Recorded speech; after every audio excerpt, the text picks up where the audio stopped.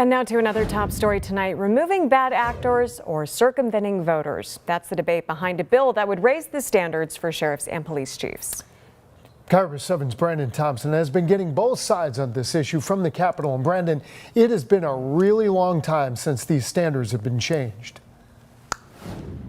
Some of the standards around law enforcement leaders have not been changed since the 1800s in Washington. Now, some of the sheriffs I'm speaking to say that raising the bar for their office is fine, but only the voters should be able to kick them out of it.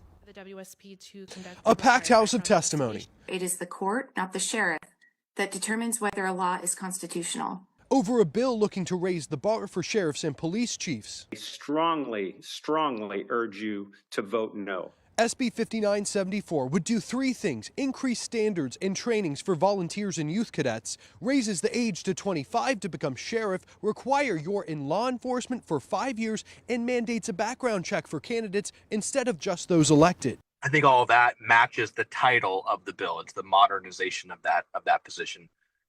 Everything else, as far as the ability to remove a sheriff from office without a vote of the people, is undemocratic. Sanders and several other sheriffs say they're opposed to the third piece that states chiefs and sheriffs, quote, shall uphold and enforce the Constitution and laws of the state of Washington and uphold the United States Constitution or face decertification by the Criminal Justice Training Commission and thus removal from office.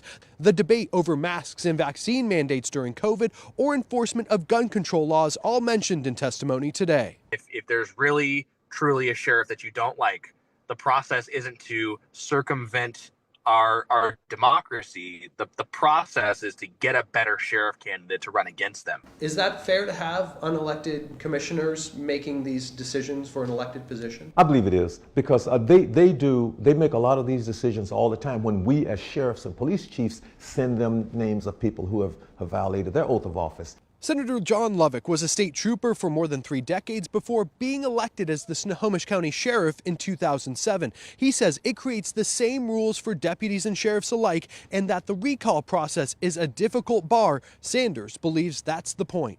But I've had people share with me that it's very, very intimidating to do that, to go through that process. Let's make the recall process easier for every elected official. Let's do it. I'm 100% on board. The Faith Action Network testified today that 6 states, including Georgia, Kansas, and Oregon, have laws that allow the Criminal Justice Commission to remove police chiefs or sheriffs if they don't enforce the law. Reporting in Olympia, Brandon Thompson, KIRO 7 News.